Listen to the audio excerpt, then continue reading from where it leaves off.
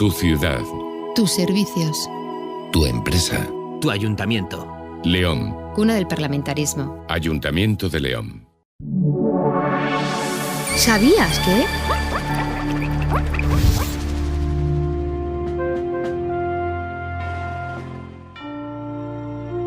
Mediante estos conflictos bélicos se produce la romanización de la península ibérica por orden del fundador del Imperio Romano, Augusto.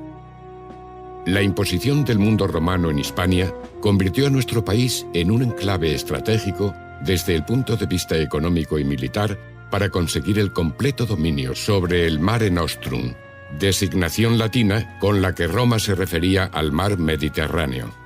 Es por esta importancia y por la necesidad de mantener la paz en Hispania, por lo que se instala de forma permanente un campamento militar en lo que actualmente es el centro histórico de la ciudad de León, creado por la Legio Séptima Gémina sobre los restos de un campamento anterior, el de la Legio Sexta Victris.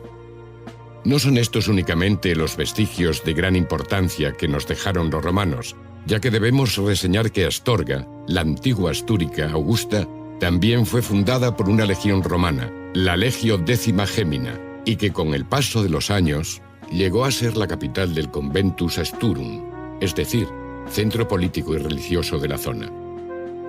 Parece que únicamente tenemos en nuestra región un pasado romano militar, pero no es así. Cada uno de estos enclaves militares, con el paso de los años, fueron convirtiéndose en ciudades habitadas por la población civil, y que nos dejaron testimonio de los primeros eventos que vivieron.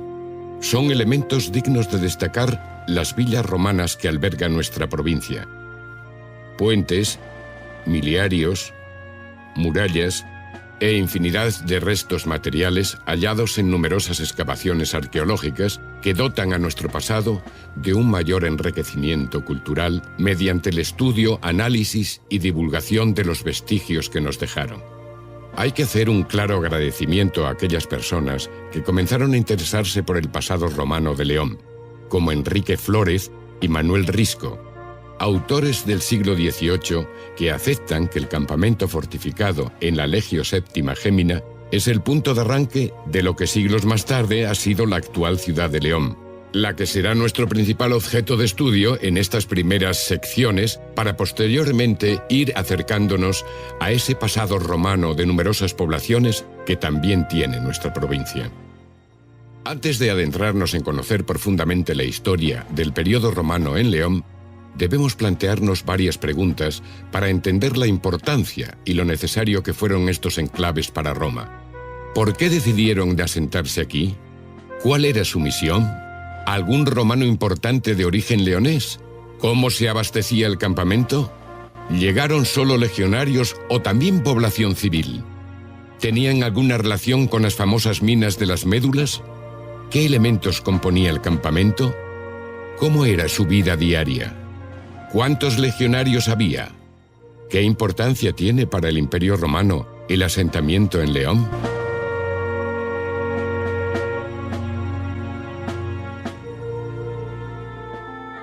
Estas gentes no formaban un conglomerado homogéneo, sino que la península ibérica contaba con gran multitud de asentamientos previos a los romanos con una identidad, costumbres y tradiciones diferentes. En lo que actualmente es la región leonesa, habitaban mayoritariamente los pueblos conocidos como astures y una pequeña sección de vaceos localizados en la zona sureste. Este sector astur se dedicaba a la ganadería y en menor medida a la agricultura. Su estructura social era matrilineal, es decir, la mujer heredaba y tenía en su haber la propiedad de bienes muebles. Además, eran las encargadas de organizar los matrimonios de su prole y una vez que daban a luz, eran sus maridos los que se encargaban de la crianza de los recién nacidos. Como pueblos independientes del poder de Roma, se organizaban en pequeñas comunidades de castros amurallados y situados en lugares estratégicos con difícil acceso. Sus casas eran circulares y construidas a base de hiladas de piedra. Se pueden destacar entre la multitud que alberga nuestra provincia los de Peña del Castro, en la Ercina, y Castro Vergidum, en Valteville de Abajo. Pero si hay un poblado anterior a los romanos y con gran relevancia en León, es la ciudad de Lancia, que se encuentra en el término municipal de Villa Sabariego, a escasos kilómetros de la capital leonesa. Se comenzaron las labores arqueológicas en el siglo XIX y aún en la actualidad se continúan realizando campañas de excavaciones. Se han localizado ya bastantes zonas de la ciudad y algunas áreas habitacionales con suelos de tierra apisonada y agujeros de poste y hogares. En el estudio arqueológico de la evolución de la ciudad se observa la superposición de restos romanos sobre las evidencias astures debido a que Lancia, en el año 25 a.C., fue sometida por Publio Carisio y pasó a convertirse en una ciudad de dominio romano. Al igual que se produce una progresiva romanización de zonas de la provincia, lo mismo ocurre en lo que actualmente es la capital leonesa. Siempre se ha tomado como punto de referencia de fundación de León el establecimiento de la Legio Séptima Gémina en el actual casco histórico de la ciudad. Pero gracias a especialistas de gran importancia, el estudio del pasado romano leonés adquirió una relevancia de primer orden en el panorama arqueológico nacional e internacional. Fueron ellos quienes en el siglo XX plantearon la posibilidad de un establecimiento legionario anterior basándose en la existencia de dos inscripciones. La primera de ellas localizada en la fábrica de la muralla leonesa, junto a una de las puertas del antiguo campamento, y la segunda aparecida en Rimini, Italia, la cual hace referencia a la Legio Sexta Victris, participando en la represión de una rebelión astur durante el gobierno del emperador Nerón. Estas evidencias, junto a excavaciones de décadas pasadas y sobre todo elementos cerámicos extraídos del subsuelo leonés, han sacado a la luz más información sobre el campamento de esta legión que estuvo acantonada en León.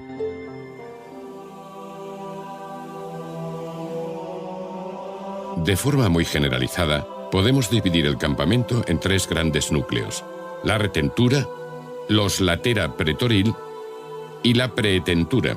Los latera pretoril ocupan el área central del campamento y es la zona donde residen los encargados de la legión que ahí habita.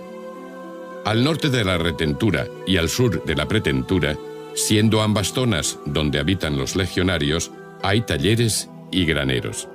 Los campamentos del ejército romano siempre fueron edificados siguiendo el mismo modelo: planta rectangular y dos calles principales, el Cardo Maximus, que se extendía de norte a sur, y el Decumanus Maximus, de este a oeste, lo que dividía este recinto en cuatro partes iguales.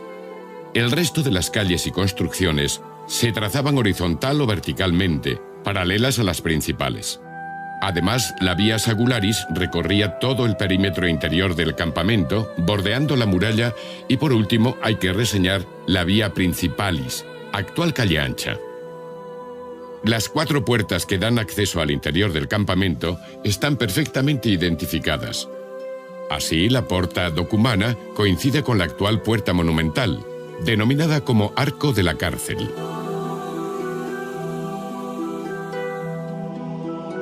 La Porta Pretoria estaría muy cerca de la actual Plaza Mayor.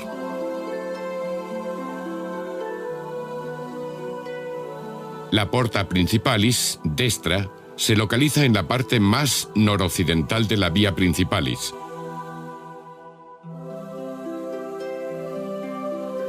Y la Porta Principalis sinistra es la llamada Puerta Obispo, junto a la catedral.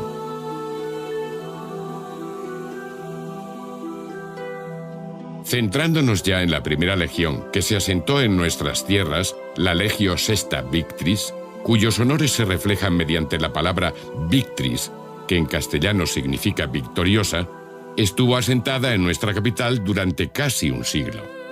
Pero, ¿cómo llegó hasta estas tierras? El motivo principal vino de la mano del emperador Augusto, creador de un nuevo sistema político que dio fin a la República Romana y que instauró lo que conocemos como Imperio Romano. Al inicio de su mandato, la única zona de la península ibérica que no estaba bajo el poder de Roma era al noroeste peninsular. Para conquistarlo, inició una serie de conflictos bélicos conocidos como las Guerras Astur-Cántabras, acaecidas entre los años 29 al 19 a.C. La supremacía romana quedó patente en estos enfrentamientos, quedando así todo el territorio peninsular romanizado. Pero ¿cuándo llegaron a León? Por los materiales de esa época encontrados en las excavaciones arqueológicas, podemos determinar que se acantonaron en nuestra ciudad desde finales del siglo I a.C., hasta la época Flavia. Principalmente se han encontrado restos cerámicos de Terra Sigillata hispánica, aunque también son significativos los de Terra Sigillata itálica. La denominación latina de Terra Sigillata se debe a que estas cerámicas, caracterizadas por el rojo brillante que tienen sus pastas, suelen tener en la parte exterior de sus bases un sigillum, o lo que es lo mismo, un sello con la marca del alfar en el que fueron hechas. Se ha identificado una producción local de esta tipología cerámica firmada por el alfarero llamado C. Licinius Maximus, que se cree que fue quien abasteció de estos elementos cerámicos a este primer campamento aquí asentado. Empezamos ahora a conocer cómo era ese campamento que la Legio Sexta Victrix levantó en la capital. Este recinto se fundó hacia el cambio de era. Al exterior contaba con un terraplén con foso de perfil en V, formado por dos paramentos de madera con postes verticales de refuerzo y un relleno interno de grava y arcilla. Fuera de las defensas se desarrollaba una superficie varia de unos 7 metros de anchura y que se encontraba pavimentada con pequeñas piedras. Sobre el año 15 después de Cristo, en el recinto del campamento se realizan algunas modificaciones. Ahora el terraplén exterior se construirá por bloques rectangulares de tierra y césped, denominados como tapines o caespiles en latín, que se colocaban en dos líneas paralelas y estaban rellenos por tierra mezcla con cantos de río. Su disposición interior era regular y de él se han localizado restos de barracones de legionarios y un complejo artesanal metalúrgico, entre otros elementos. Por lo demás, el resto de sus edificaciones seguían el mismo esquema que cualquier otro campamento militar romano. La cultura material también está directamente relacionada con esta sexta legión, de la que destacamos varias monedas con resello de esta unidad, como el as de Augusto, que se muestra en pantalla, donde se observa claramente la contramarca de la Legio Sexta. Esta legión recibió el número ordinal séptima, como correlación a la sexta que aquí estuvo asentada. El origen de su denominación como Gémina le fue otorgada tras la batalla de Cremona, en Italia, en la segunda mitad del siglo I después de Cristo. Allí nuestra legión sufrió considerables pérdidas, y para poder completar de nuevo sus efectivos, se tuvieron que unir a ellos más contingentes de legionarios procedentes de otras legiones en las que su número también había disminuido. Con este hecho se puede justificar su epíteto Gémina, el cual puede ser traducido como doble, gemela o acoplada. Pero no solamente era denominada como Legio Séptima Gémina, sino que tenía otro apellido en su nombre, Felis. Para este se baraja la posibilidad de que lo hubiese recibido en el año 69 después de Cristo como recompensa por algún hecho excepcional contra los germanos, en el periodo en que esta legión estuvo asentada en Rin. Así podemos decir que la Legio Séptima Gémina Felis permaneció en nuestra capital durante prácticamente un siglo. Suetonio, historiador y biógrafo de algunos emperadores, da rasgos de dónde fue su fundación. Siguiendo a estos textos clásicos, se fija el nacimiento oficial de la Legio Séptima en Clunia, en la provincia de Burgos, asentamiento más o menos cercano a la actual ciudad de León. Con el lugar fundacional referenciado, hay que investigar sobre la fecha exacta en la que fue creada. Existen 3 inscripciones que celebran el natalicio de Aquila, de esta legión, y que la sitúan Quatur Idus Junias, o lo que es lo mismo, el 10 de junio. Fecha que coincide con la presencia en Clunia de Galba, personaje decisivo para su historia. El emperador Nerón muere el 9 de junio del año 68 después de Cristo, y ese mismo día Galba fue elegido emperador por el Senado romano. No parece una casualidad que la fecha del natalicio de la legión sea justamente el día siguiente a la proclamación oficial de Galba, su creador. Tiempo después, esta séptima legión fue hacia Roma y tras la muerte de Galba se acogió bajo el poder de un nuevo emperador, esta vez el creador de la dinastía Flavia, Vespasiano. La legión volvió a Hispania bajo su mandato, donde se estacionarían de forma permanente a partir de la segunda mitad del siglo I después de Cristo. Aunque todo el territorio de Hispania estaba ya pacificado y romanizado, el no peninsular, que actualmente comprende el norte de Portugal, Galicia, León, Asturias y parte de Cantabria, continuaba siendo una zona poco segura, ya que las poblaciones que allí habitaban y que habían sido sometidas años atrás durante las guerras cántabras, no habían asimilado completamente el proceso de romanización. Este fue uno de los motivos principales para el asentamiento de este cuerpo militar en León. Se establece de forma permanente un campamento militar en este área para que el gobierno de Roma pudiera asegurar una rápida respuesta en el caso de que las poblaciones conquistadas años atrás intentaran sublevarse. Otro de los objetivos que perseguían era el control sobre los ricos yacimientos de oro de esta región y que, según Plinio, famosísimo historiador de la época, producían unas 20.000 libras de metal aurífero al año y cuya mayoría era extraído en las médulas. Por todos estos motivos, la prudencia aconsejó el establecimiento de una legión en territorio leonés, en un lugar estratégico desde el que se pudiera vigilar otras explotaciones mineras, asegurar el transporte del metal obtenido, garantizar el sometimiento bajo el poder romano de las tribus de la zona y desplazarse, en caso de necesidad, a los demás puntos de la península ibérica y del norte de África. Esta localización en el espacio que actualmente ocupa el casco histórico de León domina las comunicaciones naturales entre la meseta y el ámbito montañoso norteño.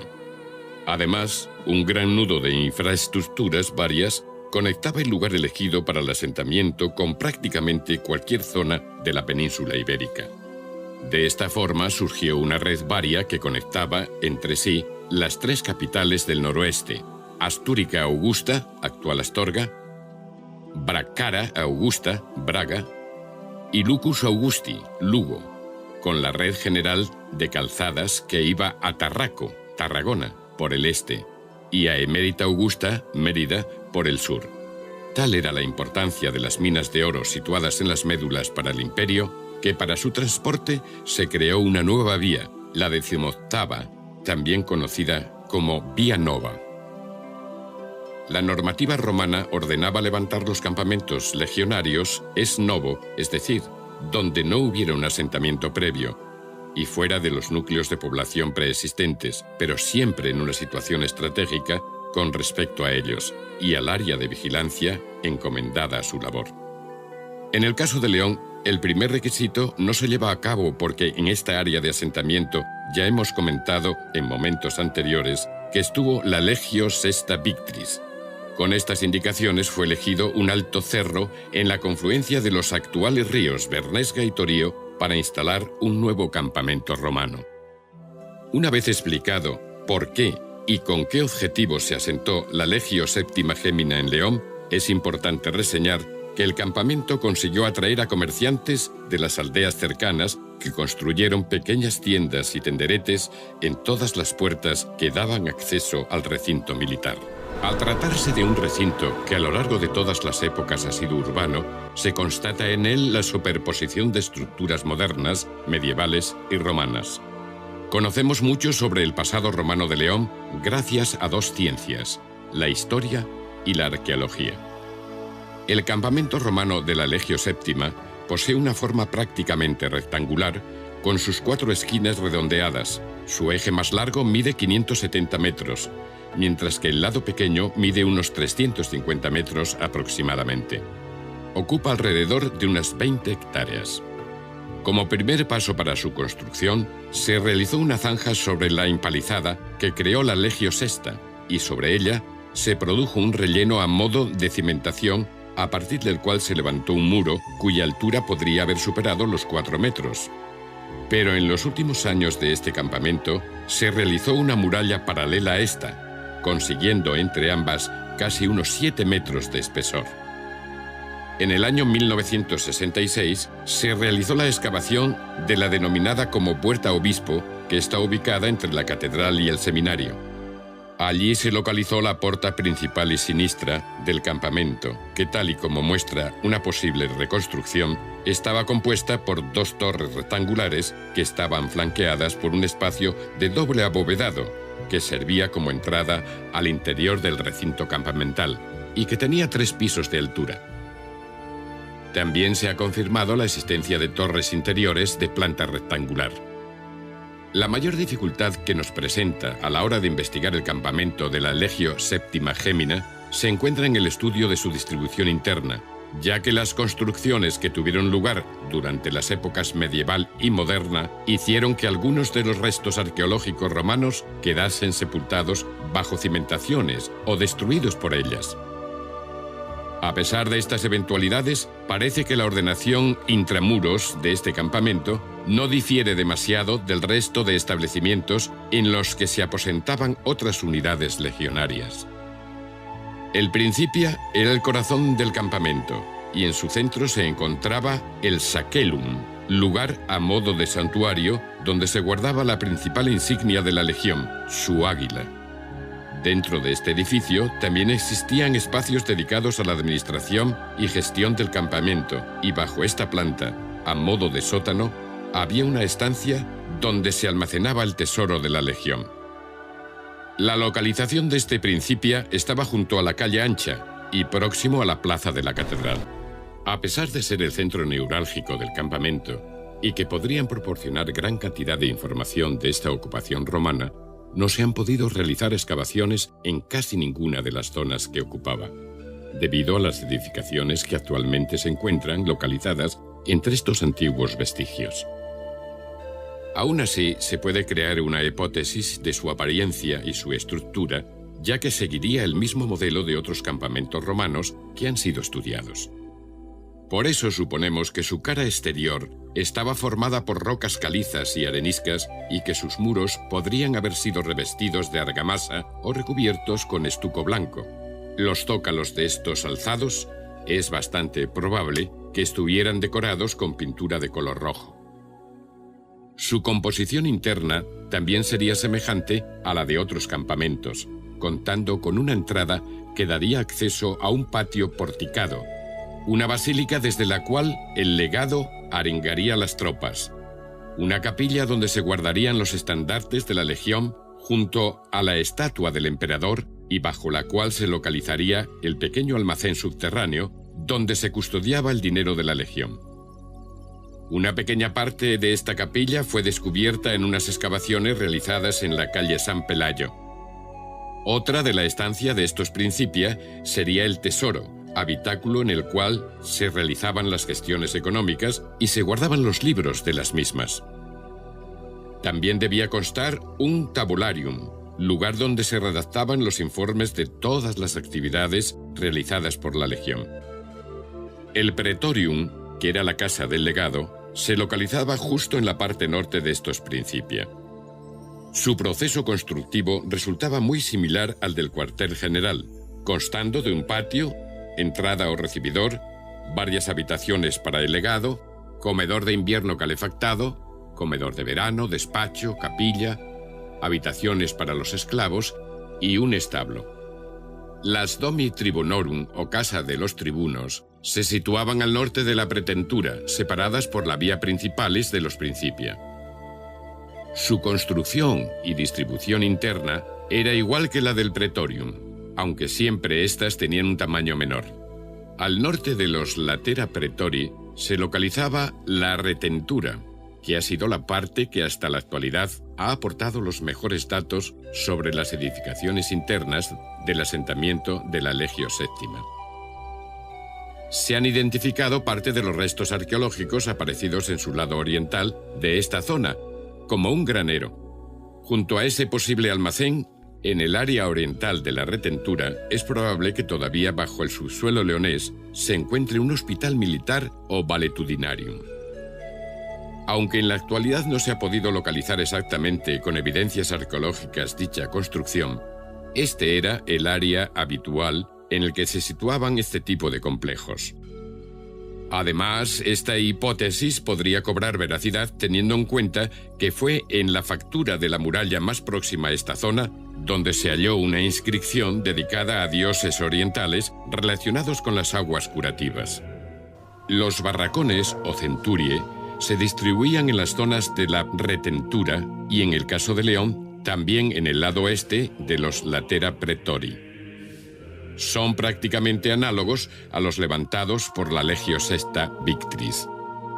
Cada uno de ellos albergaba a una centuria, es decir, 80 hombres. Su interior se dividía en 10 habitaciones o contubernia, a las que hay que sumar las estancias del centurión, cuya ubicación estaba en uno de los extremos de cada barracón. Dormían en literas y dentro de estos habitáculos también guardaban sus enseres, entre los cuales, y probablemente el principal de todos, fuera su armadura. Estas edificaciones, en el caso del campamento de la Legio Séptima, carecían de pórtico exterior con el que sí contaban los legionarios de otros campamentos. Los zócalos de sus muros fueron fabricados con sillarejo de arenisca y pintados en color rojo, mientras que su alzado era construido con adobes y madera, siendo recubierto con pintura de color blanco. Como es lógico, en estas zonas debieron existir letrinas, lo que para nosotros son los retretes. Los romanos solían construirlas en madera y en forma de U o lineales. Se trataba de unos maderos colocados a poco más de medio metro de altura, con orificios circulares cada metro. Bajo él corría agua que arrastraba las defecaciones de estos legionarios hasta canales de evacuación.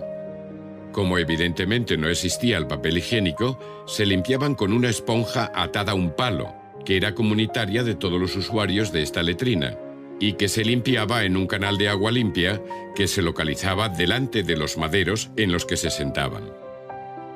Es muy importante destacar también la función de los hórrea en este tipo de asentamientos.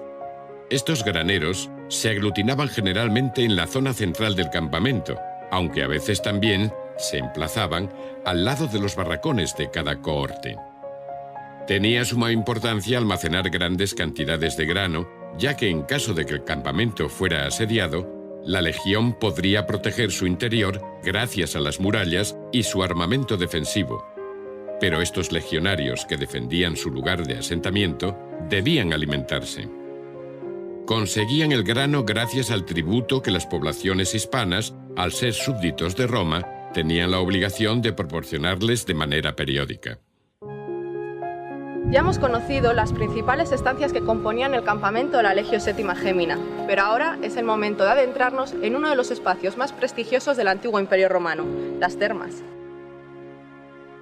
La mayoría de las termas eran públicas y fueron construidas por los emperadores.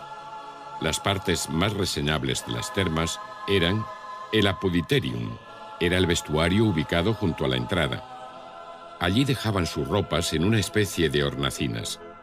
Frigidarium, sala para los baños de agua fría. En el centro había una gran piscina, cuyo nombre era natatio. El tepidarium, que era la sala con temperatura intermedia. Su funcionalidad principal era la de preparar al bañista para pasar a la sala de agua caliente. Esta se llamaba caldarium. Con la monumentalidad y gran tamaño que solían tener las termas, os preguntaréis cómo podían calentarlas. Se llama hipocausto, el sistema de calefacción creado por los romanos. En el caso de las termas, en el exterior de las mismas, se localizaba un horno, en el que mediante la quema de madera se generaba una combustión que se enviaba a unas cañerías. Estas tuberías llevaban ese calor debajo del suelo de cada sala. Como vemos en la imagen, había un doble suelo, el de la sala y el del edificio termal. Entre ambos, una serie de pilastras construidas en ladrillo, en ese espacio en el que se movía el aire caliente. Pero no penséis que los romanos iban solamente a bañarse. Las termas también era un lugar donde hacer negocios, discutir de política y critiqueo. El asentamiento romano leonés cuenta con 2 termas, la primera de ellas en el interior del campamento militar romano. En el extremo suroriental de los latera praetori, al borde de la vía principalis y muy cerca de la porta principalis sinistra, Se localizaron en el siglo XIX unas termas que están ubicadas bajo los terrenos de la Catedral de León. Se construyeron en el siglo II después de Cristo. Una parte de las mismas fue excavada en las décadas pasadas, en la zona de las letrinas, donde aún se conserva 1 metro de alzado. Por eso sabemos que estos muros se revistieron con un encalado blanco, mientras que la decoración de los zócalos se pintó de color rojo. Algunos de sus espacios estaban abovedados. Las segundas termas aparecieron a extramuros y al este del campamento, en el actual barrio de San Lorenzo, durante unas excavaciones realizadas en el año 1933. En ellas se han encontrado ladrillos con la marca de la Legio Séptima Gemina Felix, lo que nos indica la participación de esta legión en su construcción. Se desconoce si estas termas tenían un uso exclusivamente militar o si, por el contrario, estaban destinadas a poder ser utilizadas por la población civil que acompañaba a los legionarios. La estructura de estos baños muestra 2 ambientes de hipocausto, prefurnia y formica, y una pequeña piscina interpretada como un caldarium o tepidarium. También se han identificado desagües, colectores y dependencias de servicio. No se conoce con exactitud el periodo de uso de estas instalaciones, pero la existencia de marcas en la cubierta o techo de este complejo nos indica que su uso se prolongó hasta mediados del siglo III después de Cristo. Las referencias más antiguas sobre el acueducto de León se remontan al año 1875, tras su aparición al norte de la ciudad. Su descripción se correspondía con la de un canal realizado con ladrillos, encontrándose marcados la mayoría de ellos con el sello de la Legio Séptima. En los años 50 del siglo XX, se volvería a encontrar otro tramo de este acueducto en la zona del barrio de San Esteban. También existe una referencia sobre su aparición en las inmediaciones de la puerta norte del recinto amurallado, que recordamos estaba localizada en el actual Arco de la Cárcel. La intervención arqueológica específica para conocer e investigar esta construcción hidráulica se realizó en el año 1999, a unos 3 kilómetros de distancia de la entrada norte del campamento. Su captación de agua es probable que proceda de uno o más manantiales de la zona, donde se pueden observar todavía hoy varias fuentes de gran caudal que se mantienen así incluso durante la época estival. Este acueducto era subterráneo y para que cumpliera su misión debía localizarse su toma de agua en alguna ladera leonesa para que por inercia llegase el agua hasta el campamento. Para su construcción se abrió una zanja tallada en las arcillas del sustrato geológico y sobre ellas se colocó un fondo de cantos rodados trabados con arcilla. Sobre esta capa se colocó la propia base del canal, hecha con ladrillos. Las paredes eran del mismo material hasta una altura aproximada de medio metro. Todo el conjunto aparecía cubierto por una argamasa de color blanquecino, poco consistente y no impermeabilizante. Lo característico y a la vez llamativo de este acueducto, no habían sido recubiertas con ningún tipo de mortero hidráulico y su techumbre era encofrada. El subsuelo del campamento estaba horadado por numerosas canalizaciones que permitían introducir el agua transportada a través del acueducto hasta el interior del recinto. No olvidemos que al igual que tenían conductos para introducir los recursos para la vida, tenían cloacas para expulsar las aguas residuales al exterior del recinto amurallado. En el parking de San Pedro, ya fuera del campamento, se realizaron unas excavaciones arqueológicas hace un par de décadas, donde salió a la luz una gran construcción en forma rectangular, de tipo hidráulico y que se ha interpretado como un depósito de agua. En un momento posterior, esta estructura fue compartimentada, para usar parte de ella como calero. Los materiales hallados en su interior revelan que estuvo en uso desde la época del emperador Tiberio, con la Legio Sexta, hasta el gobierno de la dinastía Flavia, con la Legio Séptima. Con todos estos datos que conocemos hasta ahora, podemos hacernos una idea de cómo vivían los legionarios en este campamento romano. Pero, ¿en qué invertían su tiempo libre? Lo descubriremos junto con el Ayuntamiento de León. Fuera del recinto, al suroeste del campamento militar y a ambos lados de la actual calle de Cascalerías, se ha localizado una construcción identificada como un criptopórtico. Es una galería abovedada con forma curva y realizada con sillares bastante regulares de caliza y arenisca, y que en la actualidad ha sido interpretada como el anfiteatro del campamento. Es el único anfiteatro de Hispania con un origen militar, ya que el resto de los que se conservan, su construcción está asociada a núcleos civiles. Este edificio ocupa una superficie aproximadamente de 3.000 metros cuadrados, con una capacidad para 5.000 espectadores. Aunque Legio, el antiguo León, naciera gracias a un campamento, vemos que su anfiteatro no queda relegado a un segundo plano, sino que es uno de los que tiene mayores dimensiones en toda la península ibérica. La plaza mayor de nuestra ciudad es más pequeña que este recinto. Siendo una construcción legionaria, se ha llegado a pensar que su arena era usada por las tropas para realizar ejercicios militares e incluso como lugar de desenlace de los desfiles militares. Pero a pesar de ser un anfiteatro militar, en él también se celebraban espectáculos para civiles. Realizaban dos tipos de juego. El primero de ellos eran los ludus gladiatoria, que eran enfrentamientos entre gladiadores. El segundo, los venationes con animales. En estos combates se pretendía llevar a la arena a especies nunca vistas por los habitantes de la zona. Por eso los animales exóticos eran los que más aceptación tenían. A modo de curiosidad, contar que en Botines se localizó la tibia de un oso, aunque no se ha confirmado que tenga relación directa con este tipo de espectáculos. Este anfiteatro tuvo varias fases de construcción, comenzándose en el siglo I después de Cristo y prolongándose hasta el siglo II después de Cristo. La mitad oriental de su estructura estaba asentada sobre una pequeña ladera, condición del terreno que siempre aprovechaban los romanos para construir este tipo de edificios, ya que así no tenían que crear una colina artificial sobre la que montar sus graderíos. Sus muros se construyeron mediante mampuestos, unidos con mortero, y las gradas fueron realizadas en madera. El material utilizado para crear la bóveda interior es opus cementitium, también conocido como hormigón romano. Actualmente no se sabe a ciencia cierta los niveles de graderío que tenía, aunque está aceptado que contaba con unos 15 de estos niveles.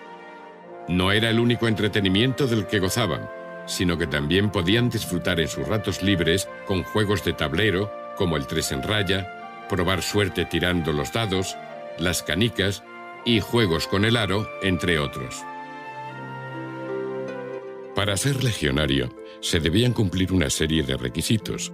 El primero de ellos consistía en ser ciudadano romano. En segundo lugar, estar legalmente censado y tener el visto bueno de las autoridades municipales.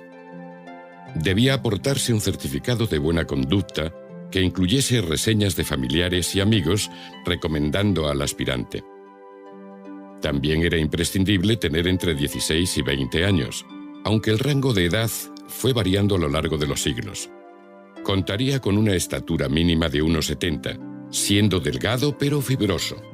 Por último, ser soltero. Aunque los legionarios tenían prohibido casarse, tras estar alistado se podía hacer la vista gorda en este asunto. Para poder convertirse en legionario, era obligatorio que los candidatos superasen una serie de pruebas físicas. No sabemos cuáles eran, pero suponemos que fuesen similares a las de hoy en día, para demostrar que el aspirante a recluta era capaz de correr, saltar, etc. También se sometían a un reconocimiento médico completo que incluía pruebas de visión y de oído.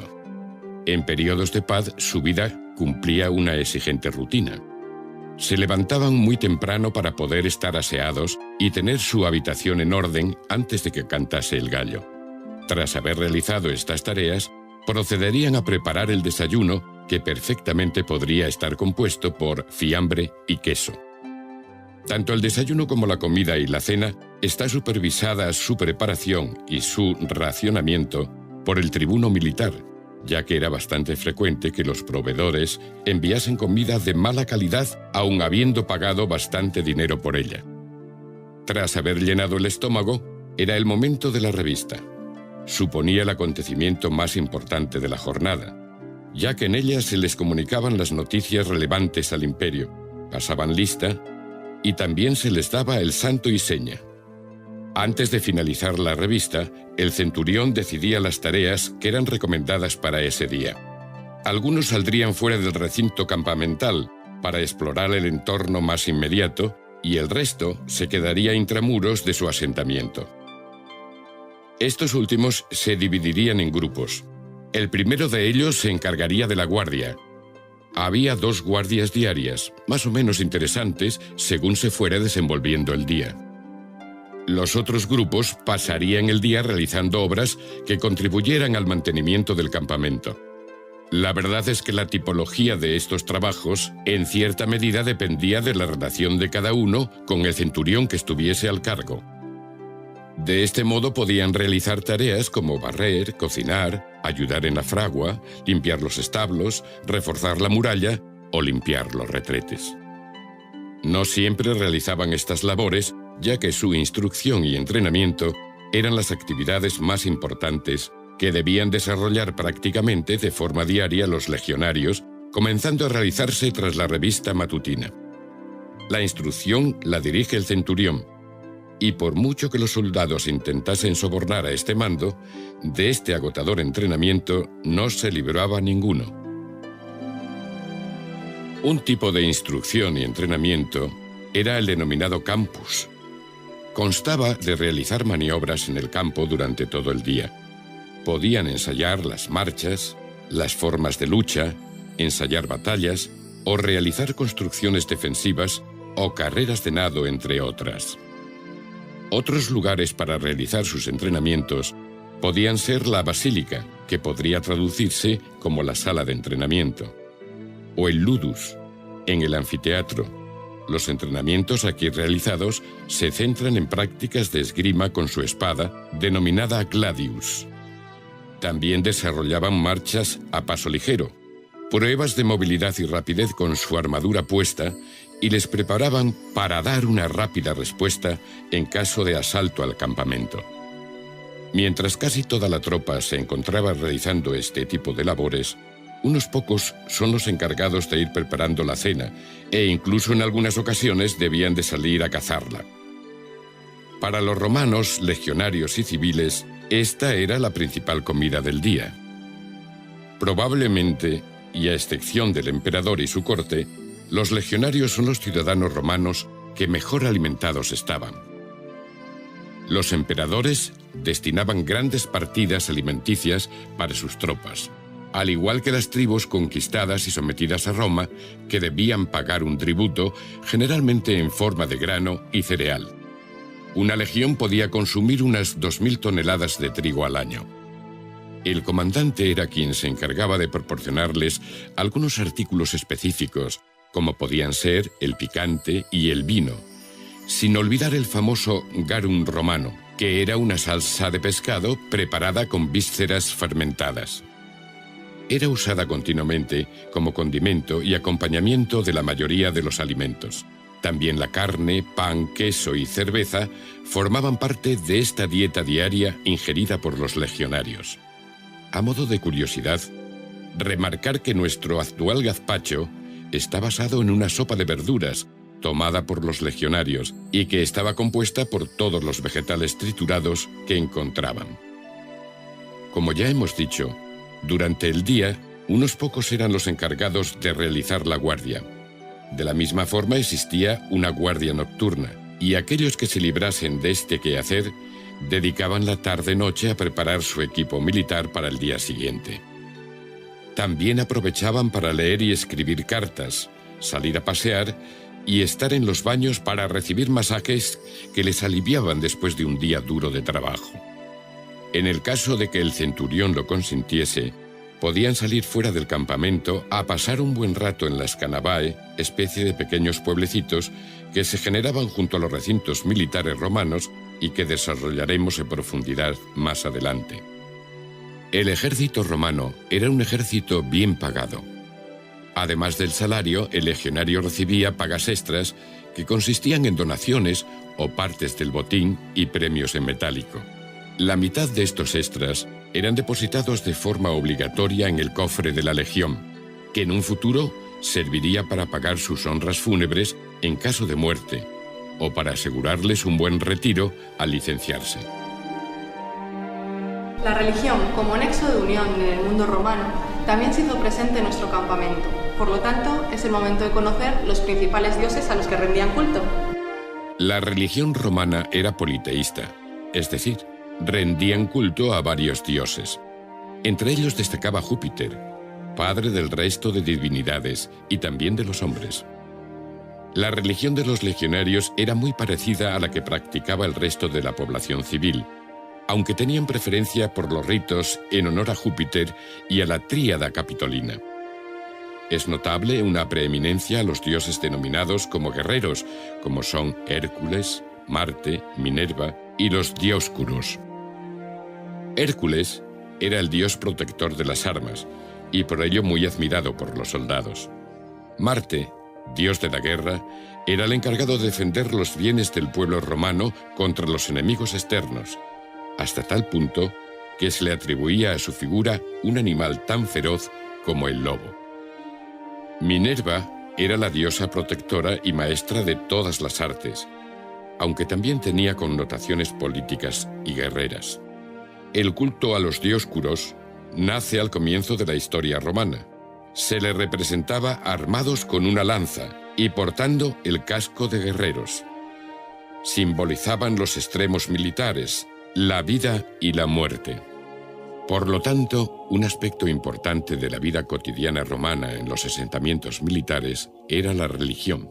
También rendían culto al emperador, que era el jefe religioso del Estado romano. Las unidades legionarias veneraban las insignias, que eran el emblema de su propia unidad militar, y el numen o genius de dicho cuerpo. La Legio Séptima Gémina es un referente en lo que respecta al estudio de la religión romana en los asentamientos militares de Hispania, ya que es la que más vestigios epigráficos nos ha dejado sobre este tema. Estos hallazgos epigráficos nos reflejan más datos sobre las prácticas religiosas oficiales que sobre las privadas, ya que la mayoría de estas descripciones fueron encargadas por oficiales y altos cargos de la legión. En León únicamente han aparecido 3 inscripciones dedicadas a Júpiter, siendo por tradición religiosa el dios más venerado y protector del ejército y del emperador. Las otras deidades de la tríada capitolina, Juno y Minerva, también están presentes en este campamento. Hace unos años se encontró una inscripción dedicada al dios Marte en unas excavaciones localizadas en el suroeste del recinto amurallado. Su importancia es debida a que atestigua el primer ejemplo del culto al dios de la guerra en León. En la ciudad de la Legio Séptima Gémina se han localizado 2 inscripciones con advocaciones a Diana, en su faceta de protectora de la caza. Dedicadas al dios Mercurio, se han encontrado otras 2 inscripciones. Una fue hallada en la factura de la muralla bajo Imperial, y la otra apareció en unas excavaciones realizadas en Puerta Obispo.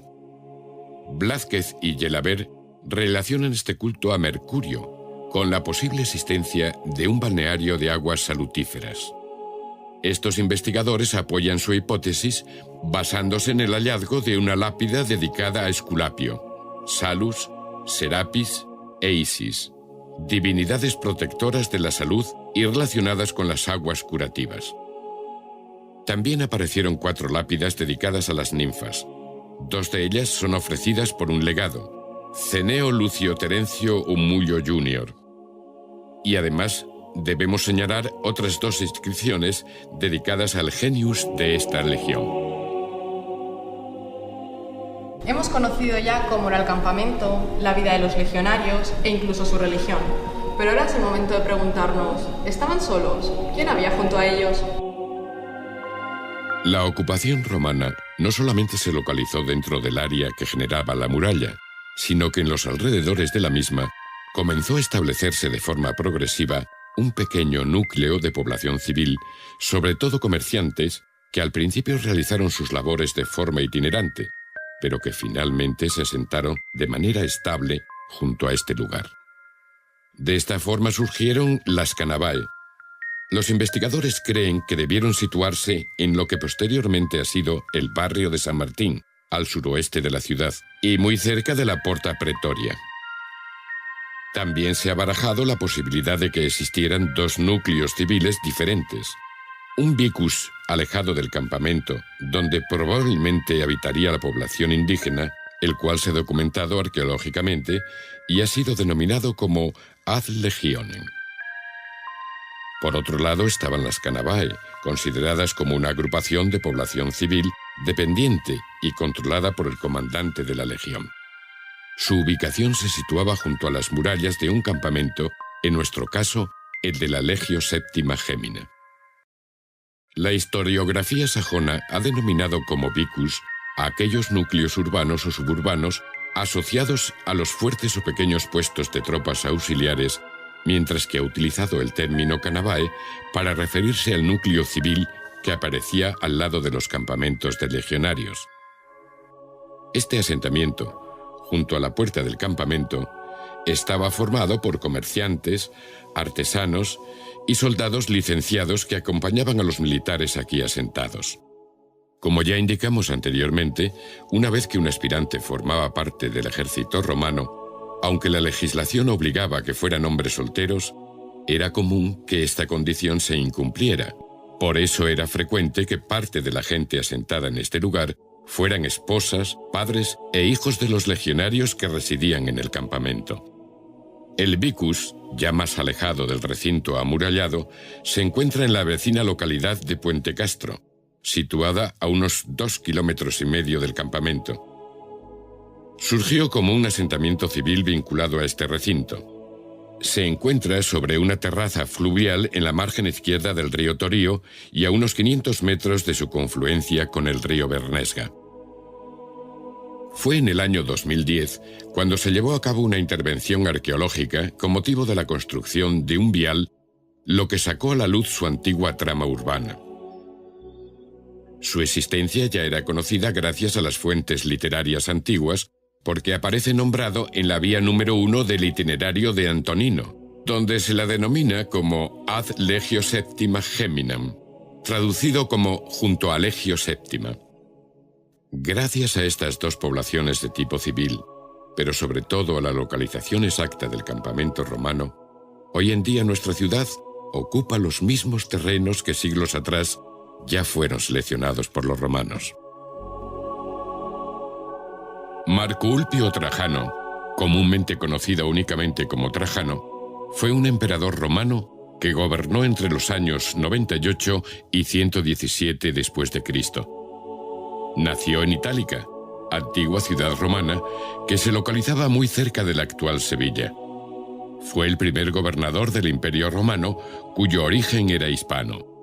El vínculo de unión entre Trajano y León viene dado por el ascenso militar, gracias a sus propios méritos del futuro líder romano. Esto le llevó a ser legado en el campamento de la Legio Séptima Gémina, y por lo tanto, a estar asentado junto a los legionarios en nuestra ciudad.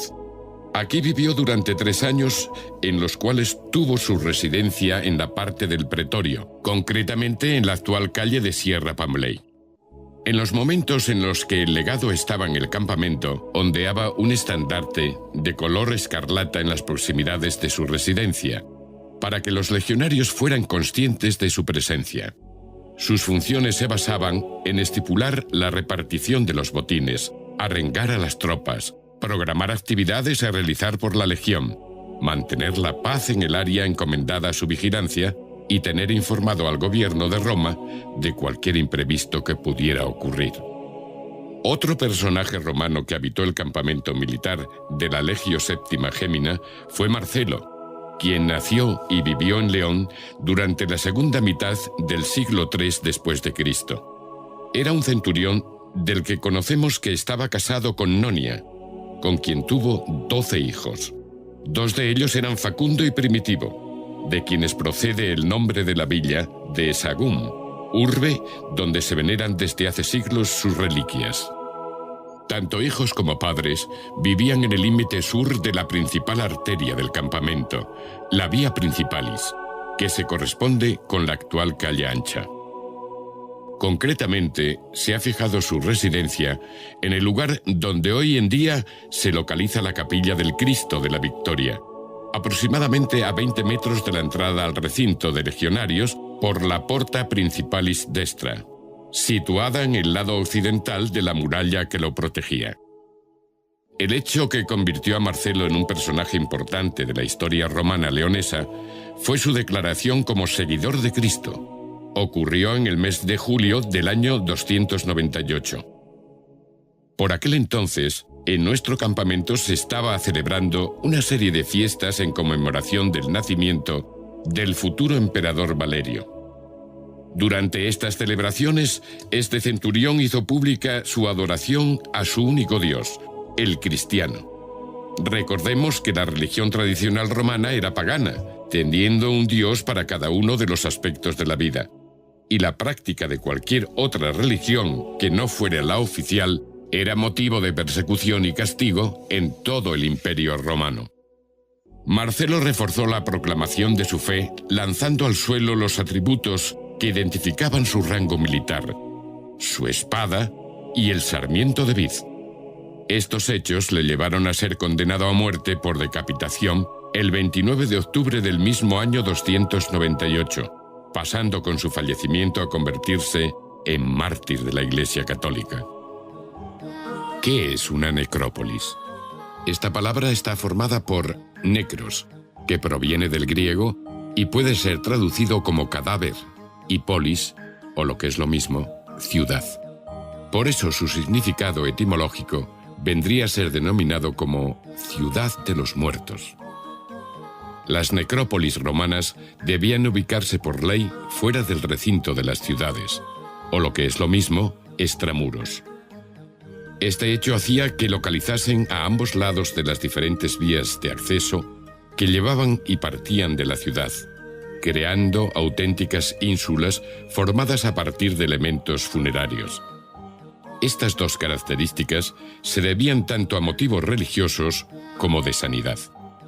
Prácticamente es lo que ocurre con nuestros actuales cementerios, alejados de los núcleos urbanos y llenos de mausoleos donde se recogen las cenizas o los cuerpos de nuestros difuntos.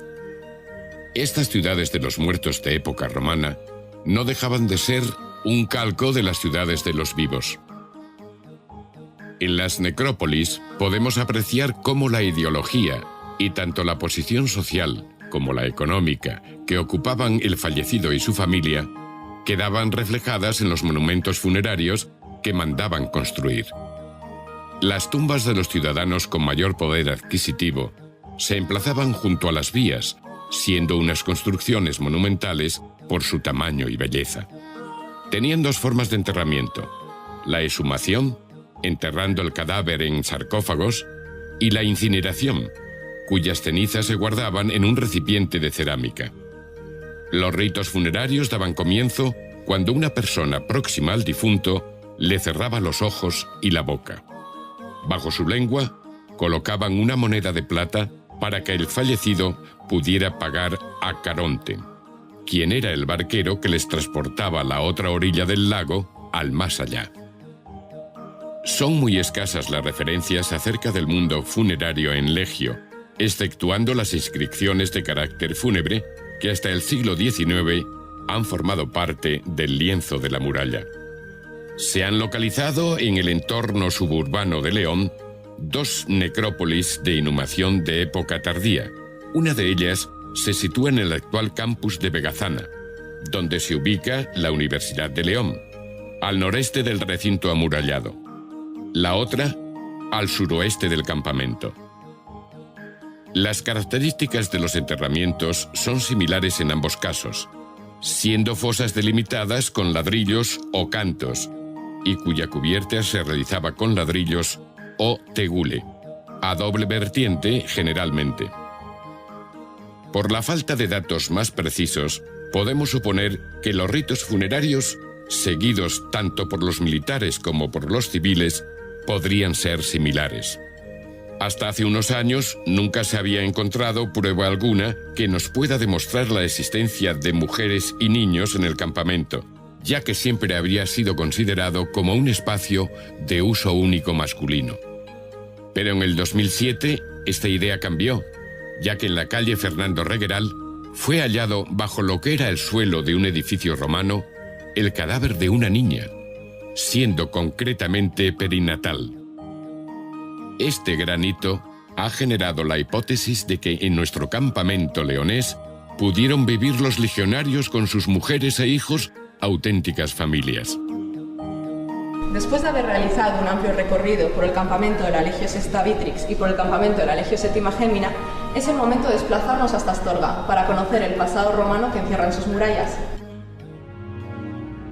Al igual que ocurrió en León, Astorga también tiene su origen en un campamento militar romano.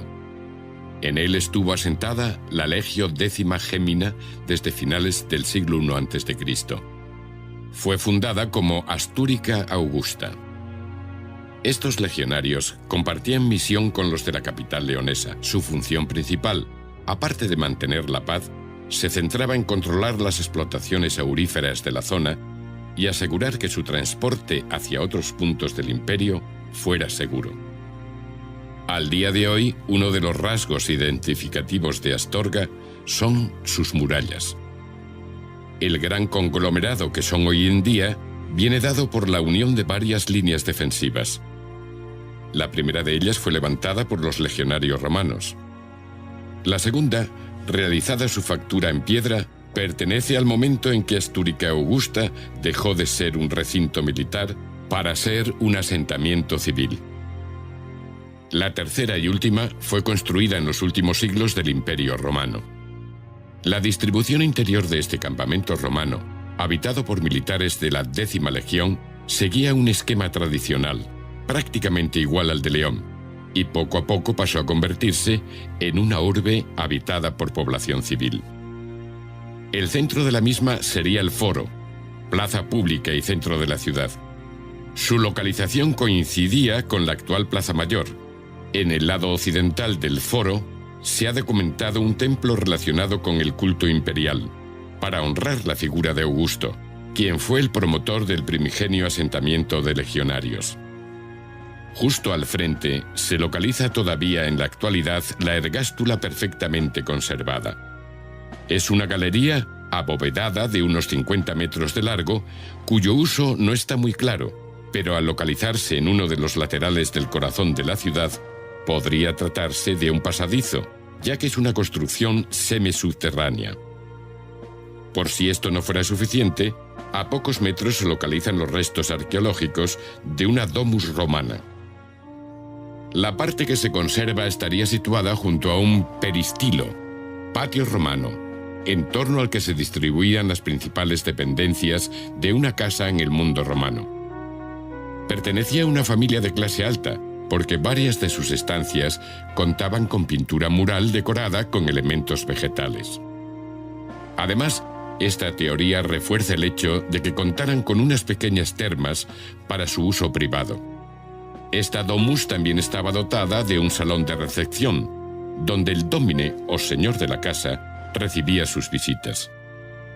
Adornó su suelo con un mosaico denominado del oso y los pájaros, y que estaba dedicado a Orfeo, un personaje mitológico que con su lira consiguió grandes proezas, como fue rescatar a su amada del inframundo durmiendo al cancerbero. En el mes de abril de 2016 podíamos leer sobre nuevos descubrimientos en otra domus. En este caso, en la domus del pavimento de Opus Signinium, que se localizaba en la esquina noroccidental del Foro. Se han descubierto restos de mosaicos y partes de una estatua, concretamente un busto, y fragmentos de las extremidades. Según han confirmado las autoridades, la imagen sería de un fauno. A nivel arqueológico ha supuesto un gran revuelo que sigue revalorizando cada vez más la importancia del pasado romano de Astorga. Tal es la relevancia del pasado romano en Astorga que cada año celebran sus famosas fiestas de Astures y romanos, en las que participan la mayoría de los ciudadanos de la urbe. Recrean el campamento Astur y el romano, organizan combates entre los dos pueblos e incluso hacen carreras de cuadrigas. Supone un gran atractivo turístico en el que los maragatos reviven su historia. Las médulas, entorno natural que en época romana fue una de las más importantes explotaciones mineras de oro de todo el Imperio Romano. Se localizan en la comarca del Bierzo. Tal es su valor que en el año 1996 adquirieron el rango de bien de interés cultural. En el año 1997 fueron declaradas Patrimonio de la Humanidad por la UNESCO y en 2002 designadas como Monumento Natural. En momentos anteriores ya hemos señalado que una función a cumplir por las legiones asentadas en la provincia leonesa era precisamente la de asegurar el envío de oro a otras partes del imperio. Pero, ¿por qué había oro en nuestras montañas y cómo lo extraían? Estas montañas rojizas de las médulas están compuestas por capas de arcilla, cantos, arenas, gravas y limos. Todos son depósitos rojos formados en el Mioceno y que fueron sedimentados por abanicos fluviales formados por calizas, cuarcitas y pizarras que poco a poco se fueron consolidando. En todo el conjunto del yacimiento aurífero de las médulas se diferencian tres formaciones distintas que corresponden a distintas fases del proceso de sedimentación y relleno. En un primer momento, los pueblos prerromanos ya sacaban el oro mediante un sistema de batea, que consistía en extraer, cribar y decantar los limos.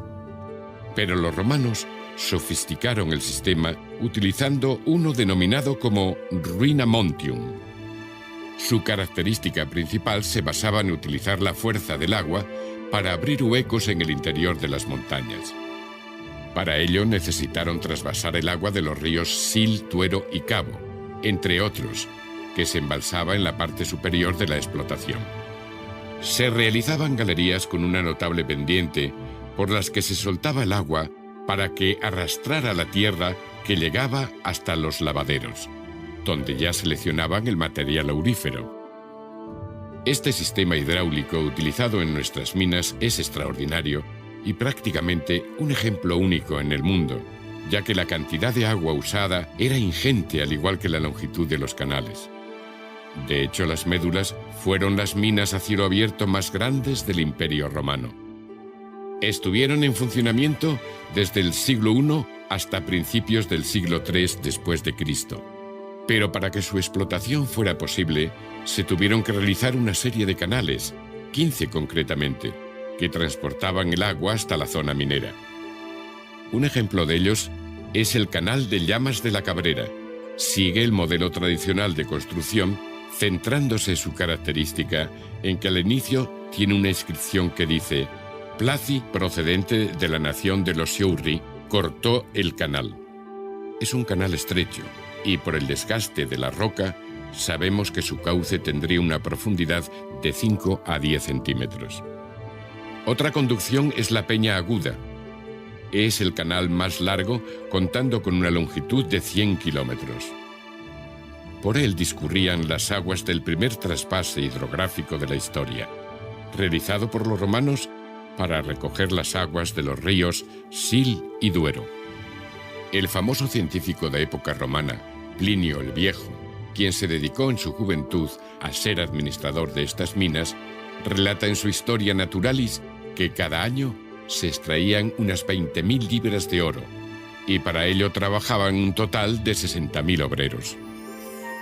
Y junto con el Ayuntamiento de León vamos a realizar un pequeño recorrido por el resto de poblaciones de la provincia leonesa que siglos atrás también tuvieron un glorioso pasado romano.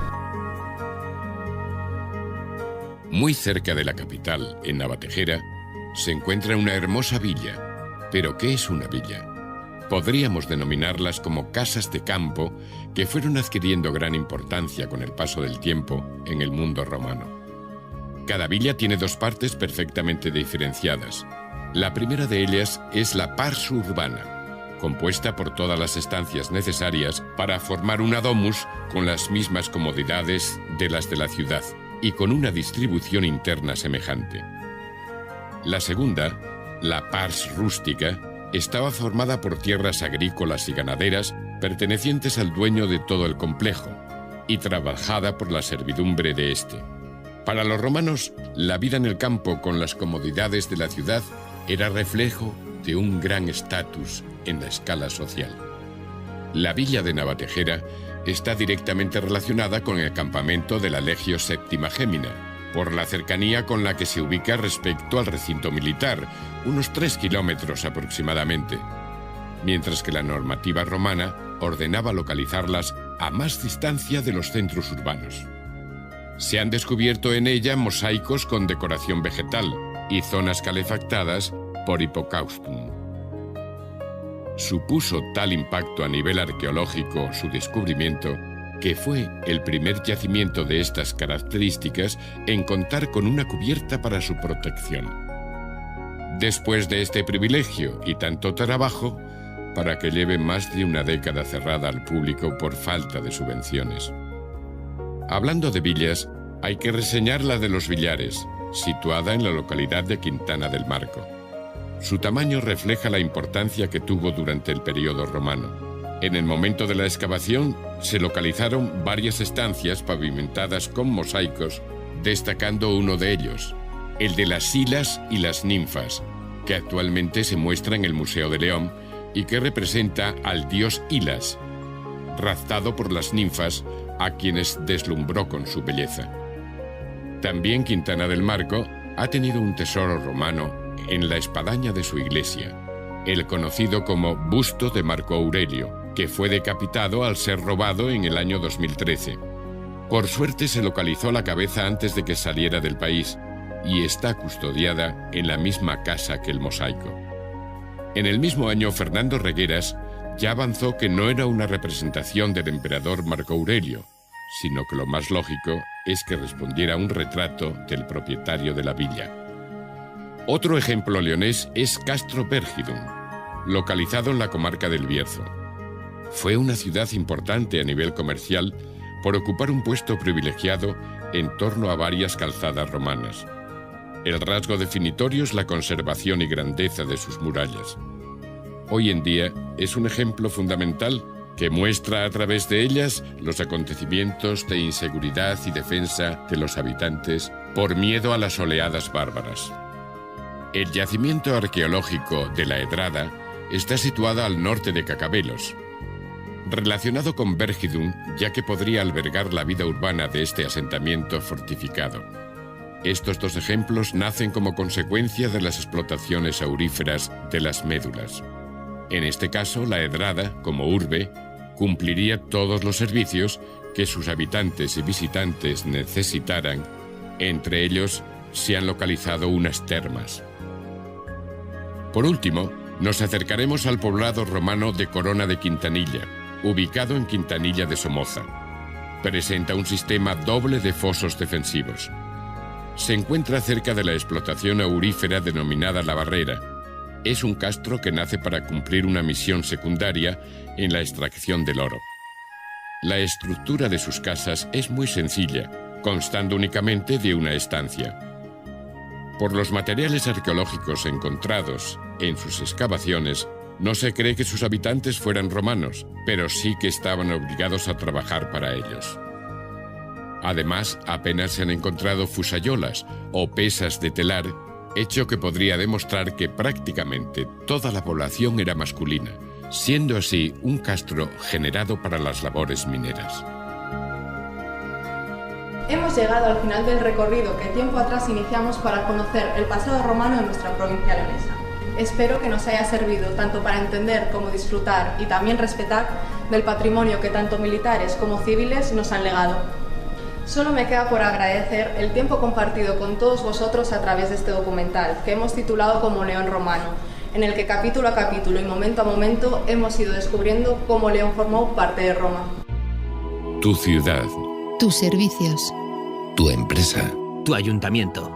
León. Cuna del parlamentarismo. Ayuntamiento de León.